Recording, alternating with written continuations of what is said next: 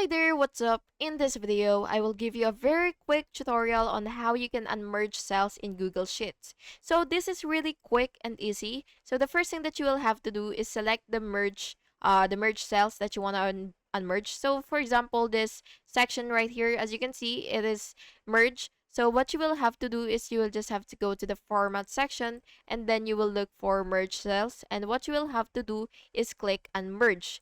Then, as you can see, it has been unmerged. And after that, you will just have to check the resulting cells. And the data will stay in the first cell as you've seen. And other cells will be blank. Then, you could also adjust your formatting as needed. So, you could also adjust your borders, your alignment, and then the width or the height. So it really depends on you. There are a lot that you could choose from, and you will just have to save your sheets once you're satisfied with all this. And yeah, that's basically just it.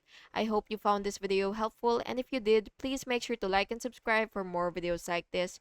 Thank you and have an awesome day.